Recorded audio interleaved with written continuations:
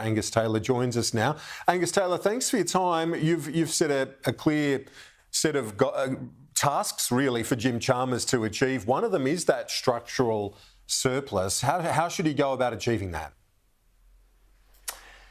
Well, Kieran, can I say thank you for having me, but can I say first of all, the critical point here is that the cost of living relief that every Australian wants and deserves is lower inflation. It benefits absolutely everybody, and economists have understood for a long while the best way to get there is to make sure that governments are living within their means, and we've got a government here that's added $209 billion of spending so far since they came to power. And all the indications are from Jim Chalmers that he's going to spend a lot more. Now, he's not willing to say how much more, but we've had lots of signals from him that he wants this to be a big spending budget. And the test for this budget is it going to put downward pressure on prices?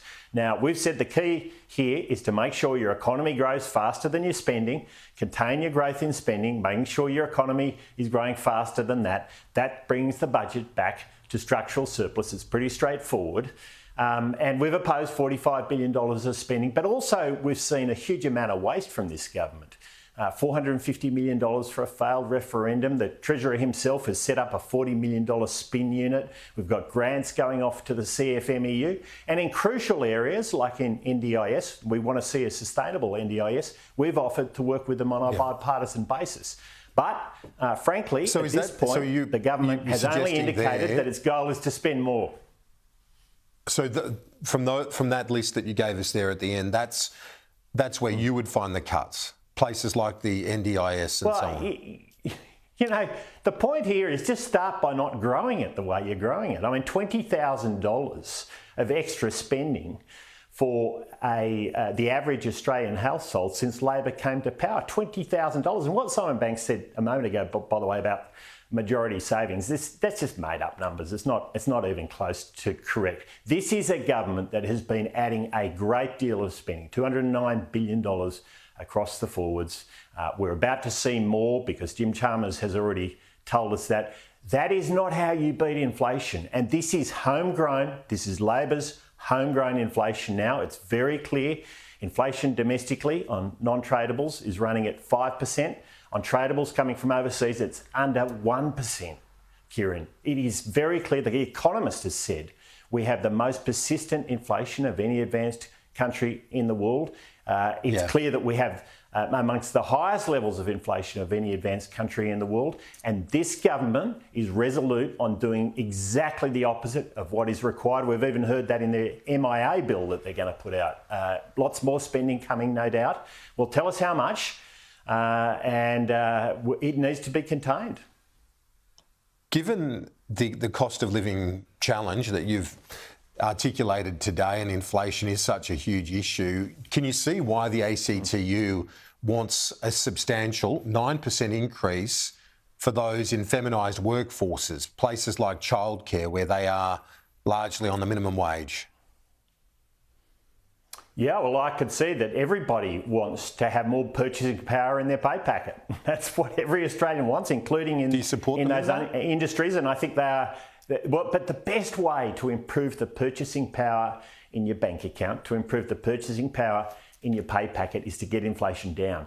And then it's not just those industries who do better, who deserve to do better, but everybody, Kieran. This is something that can unite us.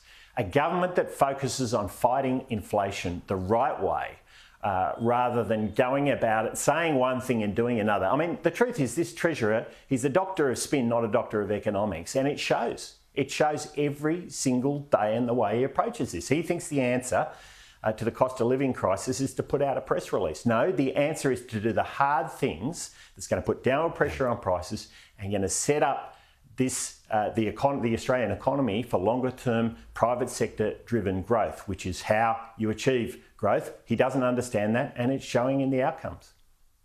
Beyond just the reduction in spending and so on that you're arguing for, in the budget reply that Peter Dutton will deliver, will the coalition start to articulate specific measures that you will be taking to the people in terms of easing some of these pressures? We already have and will continue to. I mean, we've been very clear that this government has failed on its $275 reduction promise, and that there is an alternative pathway for energy, and we'll be saying more about that over the next little while. We've been very clear that we need to establish fiscal rules that give us a sustainable budget. We had that in the last budget and reply speech, and it'll be there this time again, Kieran, and I've re-emphasised that point today.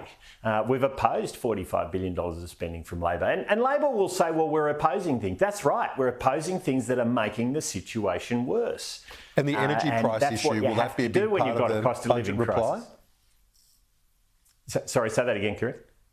The energy price issue and that response, you said there's going to be more to come. Sure. Is that a big part of the budget reply? Yeah. Should we expect that to form a big part of that?